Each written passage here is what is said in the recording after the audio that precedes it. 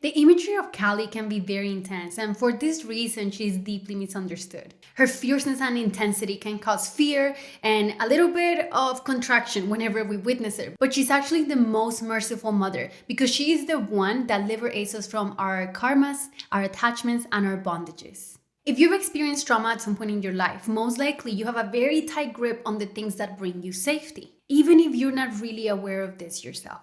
When we start working with Kali, we get to actually observe the hidden aspects of our attachments so we can actually be freed of them. If you choose to walk into the transformative fires of Kali, everything in your life that's not real will definitely get destroyed.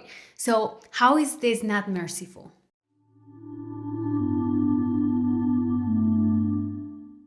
My name is Silvana and I'm the founder of the Venusian Academy, a space for the exploration of the divine feminine arts and Shakta Tantra. Now, who is Kali? First of all, she is the mother. She's described as the dark mother, and a lot of individuals that are devotees of Kali, they do refer to her as mother. Me personally, for me, she is the divine mother, and she's time the great transformer and the energy of evolution itself. So in my previous video, I discussed the 10 Mahavidyas. If you haven't watched that one, please do so because that will give you kind of like the basis of the Mahavidyas and Kali. But in this particular video, I'm going to talk about another creation story because this is a creation story, how it portrays specifically to Kali. So the story of Kali begins in a battle. So the gods are trying to defeat these asuras. Asuras are like demonic forces. So these specific asuras, they had gained boons of not being able to be destroyed because they did all the austerities. They were very disciplined with their practices. And because of that, they kind of gained this protection even against the gods themselves. So they didn't know what to do and they decided to call on goddess Durga. Now, the goddess saw what was going on and she's like, this is interesting. These asuras are kind of out of control. Let's see what happens. And I will definitely go into battle to defeat the asuras. So one of the generals of the asuras, he spotted goddess Parvati and he went back to his general and he said, oh my God, Mr. Asura, there's the beautiful goddess Parvati. She's like a pearl. She's like the moon. You must have that woman. You must go there and tell her, that you want to marry her. So the Asura, he went to goddess Durga and he said like, marry me. I will give you the world. I'll give you the mountains. I'll give you absolutely everything you want. Just be my wife. And she's like, well, I can't because I am already married to engage. Was she married or engaged? She basically said like, I am loyal and devoted to the god Shiva and I cannot break my vow. So I'm sorry, but I won't break my vow. So this angered the Asura and he said like, well, if you don't come with me, then I will drag you by your hair and take you with me. And this is when this battle started because she's like, well, you can go ahead and try. And he definitely tried and he brought all his forces and army. And then they went and started engaging into battle. So what happened was whenever the goddess Durga was like trying to kill these asuras, every time that a drop of blood will drop into the ground, like more asuras will come. Like there was more energy and it just kept like expanding. The enemy forces kept expanding and growing. So it was in this moment that they realized that they couldn't take these asuras, Shumba and Nichumba. And goddess Durga decided to concentrate all her might and power into her third eye. From her third eye, Kali was born. And Kali came out ready to take on the Asuras. She came thirsty for blood and she was just like defeating all of them. And before the blood of the Asuras could touch the ground, she was like licking it. So she started drinking the blood of the demons so they couldn't continue reproducing. And eventually, she destroyed all the armies. Now, she couldn't stop her rage because she was in this like destructive, and this destructive part of Kali, that's like the protective mother energy. You see, she came during a time that the gods were being outnumbered and they were losing the battle. So she is this aspect of life that prevents the imbalance of life, of the darker unconscious forces. So as we can see from her birth story is that she was the only one that could defeat these asura, these demonic forces that were plaguing the earth and that even the gods themselves couldn't defeat.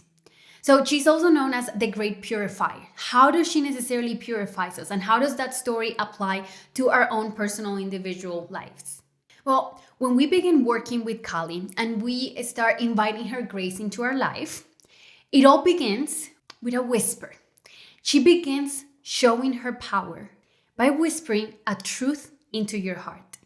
And this truth that she reveals, it's usually a truth of something that you are deeply attached to, that you just realized in that moment through her grace, it was not real. Once this is revealed, then the ball is in your court. And if you take the first step towards her, then her dance of destruction begins.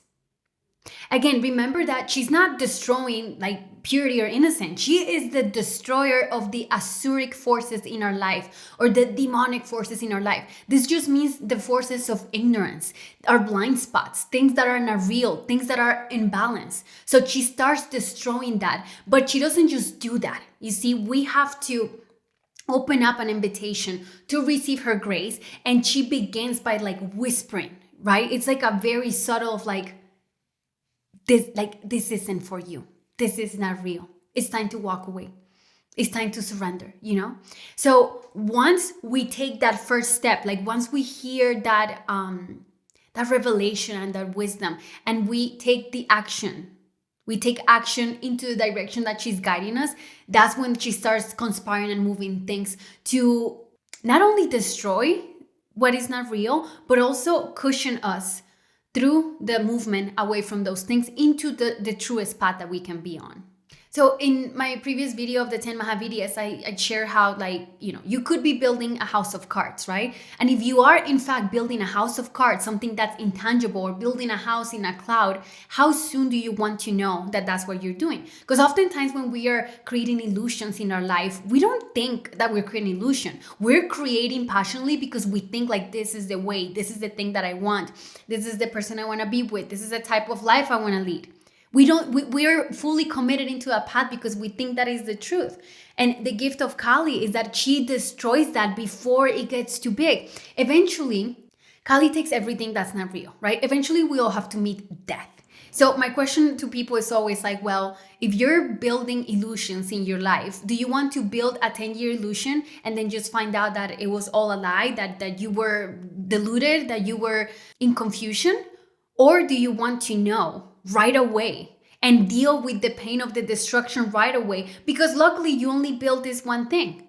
If you let time pass and you continue building, usually we build structures on top of structures, right? Like stories and realities on top of other realities. So Kali takes that from the root. She's the goddess that's like, no, we're gonna start from nothing because everything around you is rooted on this foundational lie. And that is the gift and the power of working with this Mahavidya. If there are parts of yourself that sabotage yourself, these parts actually become more intense and the actual destruction starts happening. The beautiful thing about this path is like whenever we're going through this destructive path under the light of, and protection and guiding light of Kali, it's not really us. See, it's like we cannot, like working with the Mahavidyas, it's not about like, oh, I take credit for the good things and I release responsibility for the bad things. No, working with the Mahavidyas is working in the surrender state.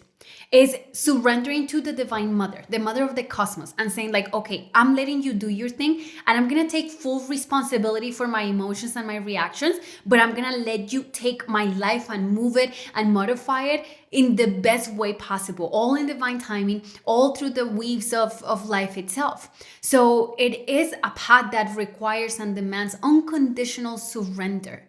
Surrender from the need to control, the need to say like, no, this is mine, this is the way things are, mine, like this energy of wanting to hold on and attach. Like this energy that doesn't fly when you're working with Kali. The way that we can receive her grace and let her do her cleansing and purification process in our life and in our spirit and in our mind is by letting it all go. And usually the things that Kali requires us to let go of are like the things that we are the most attached to, because she works at the root level. And usually these are identities, stories. Like if you think about it, everything in life It's like who we think we are is rooted in a very specific story. It can be a myth, or it can be just something we heard. And whenever those foundational stories that created our first identities get threatened, the whole system collapses.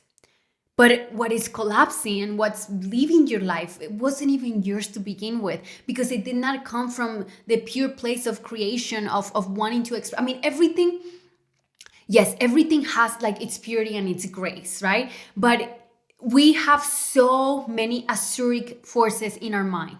There's so many programs. There are so many things that about ourselves that we don't see, that are just unconsciously acting and creating and bringing in things. So Kali purifies us of that. And what happens after the cleansing fires of Kali and her destructive power is that we arrive at our naked selves, almost like, who am I? What is life? Like, and this is the most beautiful place to start creating from, and especially if you're following the path of Chakta Tantra, Chaktism, and following the 10 Mahavidyas, is that you're not creating from like your like individual authority. You are creating in this dance with life, with the Divine Mother. You are allowing yourself to open up and to become a channel and a vehicle for the wisdom and the power of the Goddess to flow through your life, to create through you, to speak through you, to be able to manifest the reality that it wants for you as this individual speck of consciousness having that human experience.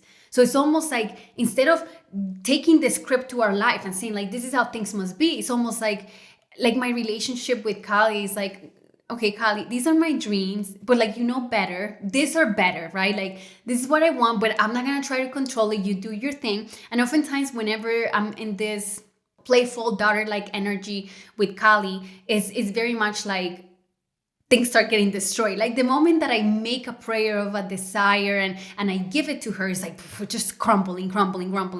And at some point you start understanding like that's her working, because she's a shortcut. She's quick. It's like, okay, let's condense time. Let's like, what lessons can we give Silvana so she learns this one thing she needs to learn in the shortest amount of time? And oftentimes this is an intense path.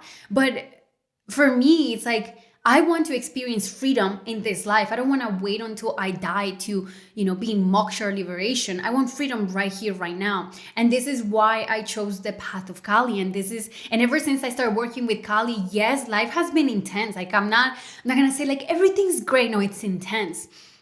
Especially externally. There's like a lot of chaos that moves externally, but internally there's this like sense of nakedness. And this nakedness it's one that can only be felt and seen through my connection with the divine. So it's like an internalization of peace and a knowing of the self. It's like the closest that I can get to know the truest self in my human form.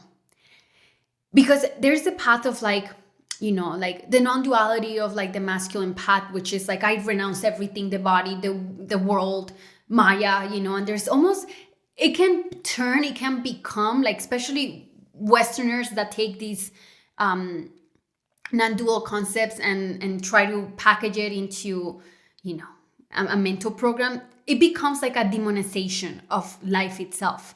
Like, oh, that's not real. It's an illusion. It's not real. And this is like, I'm repulsed by the energy, to be honest. That's why I found Shaktism, because this is about like perceiving the preciousness of the human in its most raw form. And Kali is the cleansing force that purifies us of everything that we think we are, so that we can find the feeling of vulnerability in being just a human, having this very human experience, knowing very well that that's not what we are. We're also in a temporary suit that eventually Kali is also going to take, because that's time. We're gonna meet our death, and that's the crude reality about life, is that the moment we are born, we are walking our path towards death.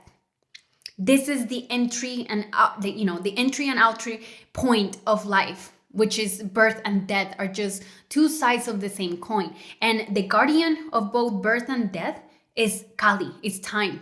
Our time begins the moment we're born. Our time ends the moment that we die. So how do we want to live during the time that we're here. The path of Kali allows you to experience freedom, to know who you really are at a very visceral, raw, like pure state. What is the story of this sacred animal that I am? This particular archetype or this particular avatar, like sacred animal that is Silvana. What is the journey? What is the things that she really is? If I remove everything that is not real from my life. So even though like this path is intense and working with Kali will do that, she's also the most protective force. And when I'm saying protective, I'm talking about like real protection. I cannot tell you the amount of times in my life that there has been this like time to leave. And I'm like, okay. And then I see what unfolded, so many times. It's like, it's not even a surprise anymore. But this is the protective power of Kali that she has on her devotees. Her presence is similar to the Black Madonna. So if we're going through this process of like death while we're being alive, it's painful. It's painful because we are having to go to the very dark places of our psyche and deal with very difficult emotions. The gift of Kali as a protective mother, and also like the connection that I made between Kali and the Black Madonna, is that in the moments that I've been in like deep despair, in this just sense of like, what is life? Like I'm completely abandoned. There's all this darkness. You don't feel alone in that. Even if you're completely alone and isolated, there's this sensed presence that does feel like a cloak. And it's interesting because so many of the images of like Mother Mary, for example, and the Black Madonna, she has her cloak. And there's so many mystical writings about the cloak of the mother and the veil. And I always like, I'm always looking into the symbolism of these deities and goddesses and figures to see what I can find. But I truly understood the symbolism of the cloak was when I was in like one of like my darkest, lowest points. It's just like, oh my God, this feeling is like there's, death itself couldn't alleviate this feeling. And being able to feel that protective, like also like an additional awareness to be with you in that pain, to extend that compassion, to feel with me. It's almost like having a divinity feeling with you, a very human thing.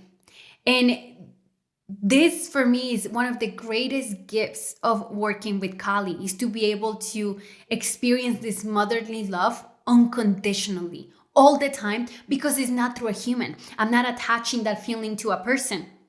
I can access it through myself. It's through my heart. And wherever I go, I take my heart. Wherever I go, it's like my body is like my ultimate house. So the vehicle that I have is like built in as a natural, immediate connection to Kali.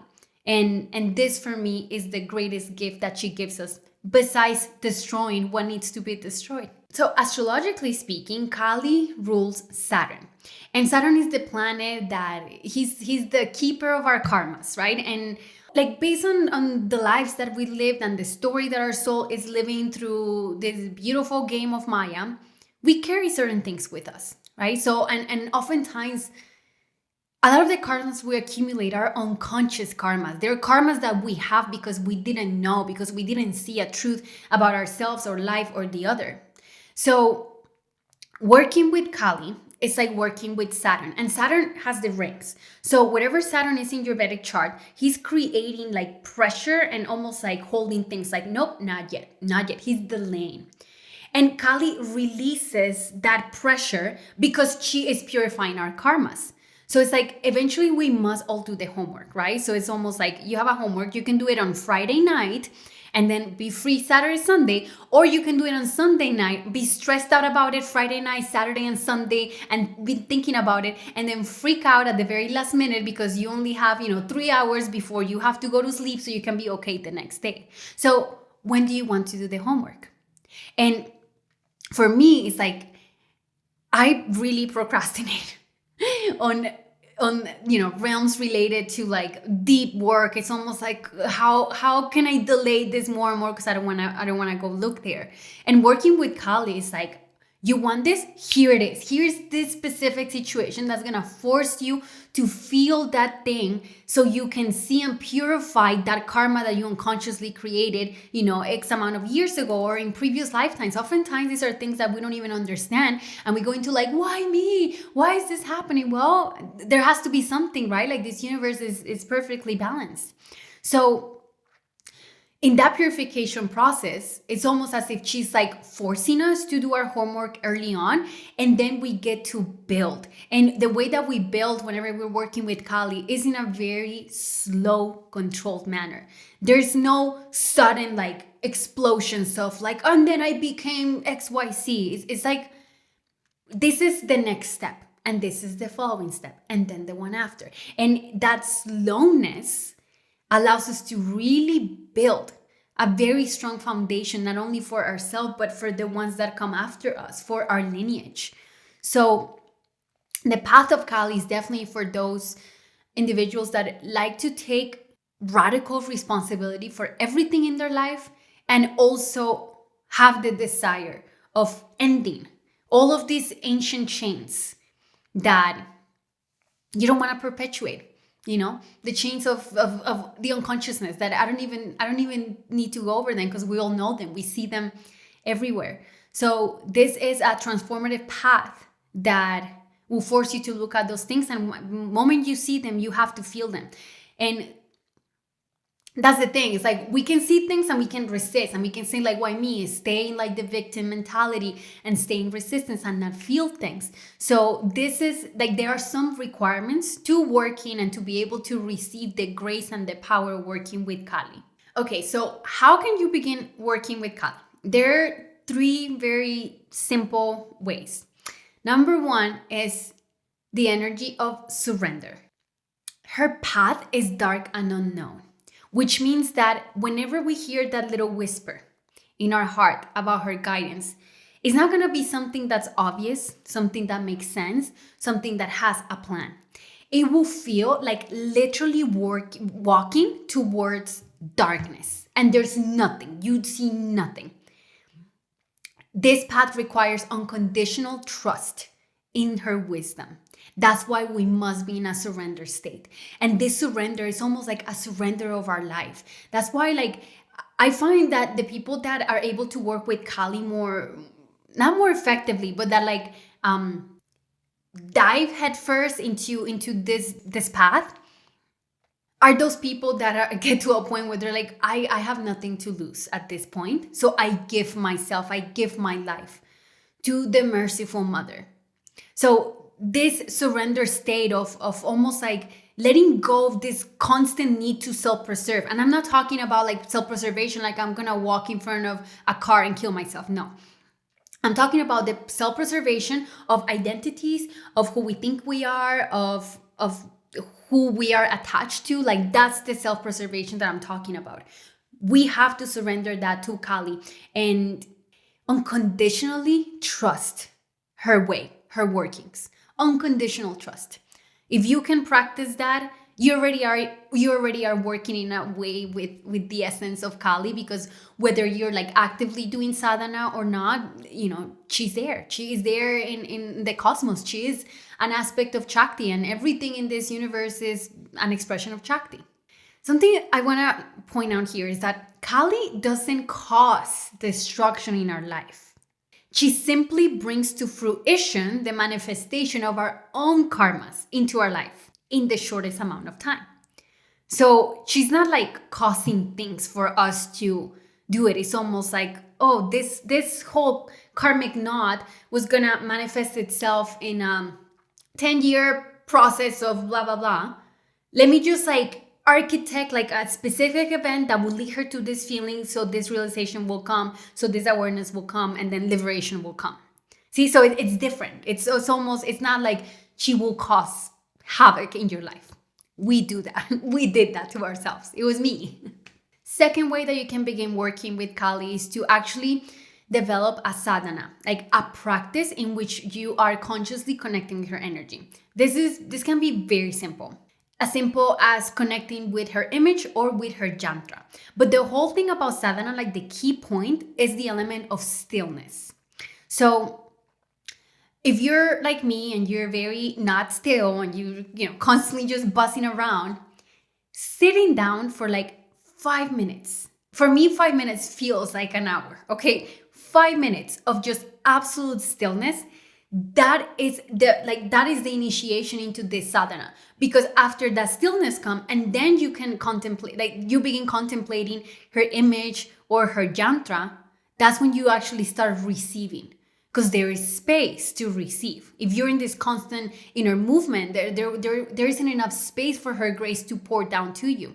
So if you already meditate, you're in a great place. If not, then simple as 5 minutes of stillness. And I'm talking about physical stillness, just like sitting there and like noticing your mind and just returning to your breath. I'm not saying like, this is an exercise of no mind or things like that. It's just how still can you get? What is the most still that you can get for those 5 minutes? And then immediately after, connect with her image or with her yantra. The reason why we want to do this is because we want to bring into our awareness the goddess every day.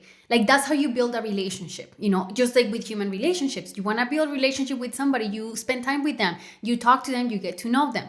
You don't just like call them when you need a favor, when you're like, mother, help me, I am in darkness.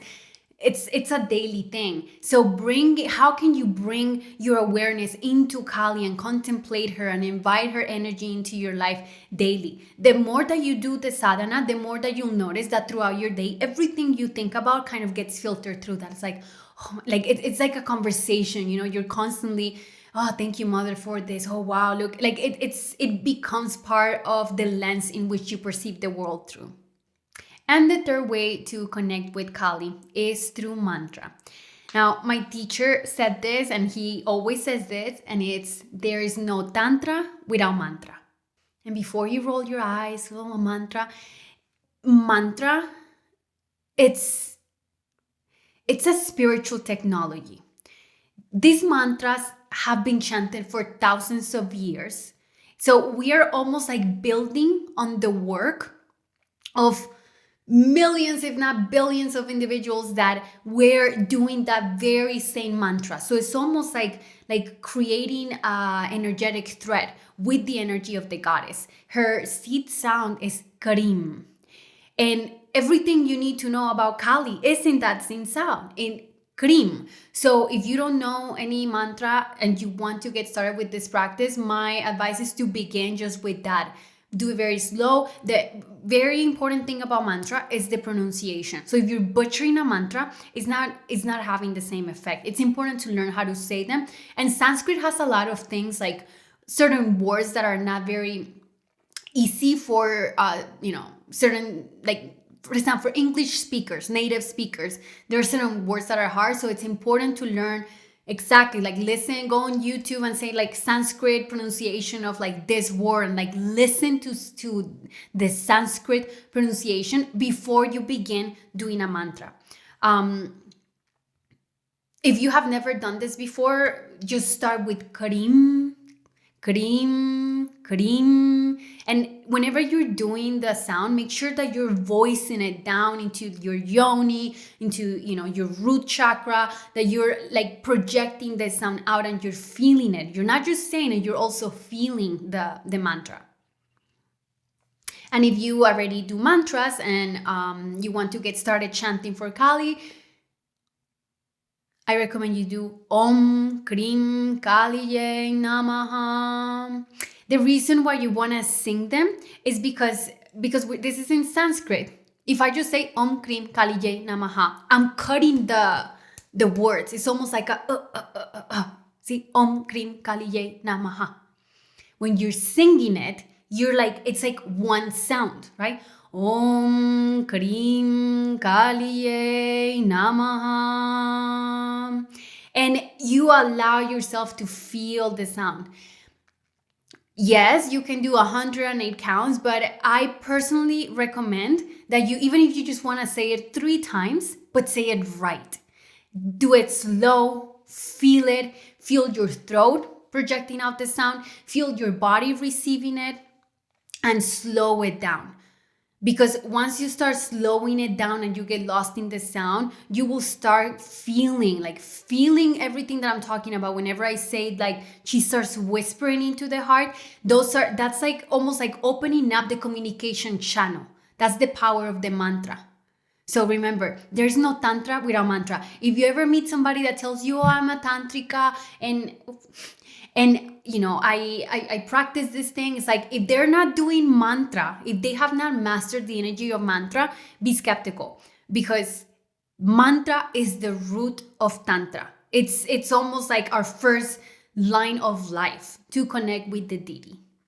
So if you would like to start working with Kali and you don't know where to begin and you want to find a specific mantra that matches your energetic body, then I invite you to check out my mentorship program, Bharani. You can find the information on the description box below. And in this mentorship program, I help you choosing your mantra, initiating yourself into it, establishing the daily sadhana, and connecting with the Vija sounds of all of the different Mahavidyas, so you can begin invoking and inviting these energies into your life and get to know the power of Shakti through you. And if you enjoyed this video, please like it, subscribe, and share it with anybody that will be interested on this path. And I'll see you guys next time.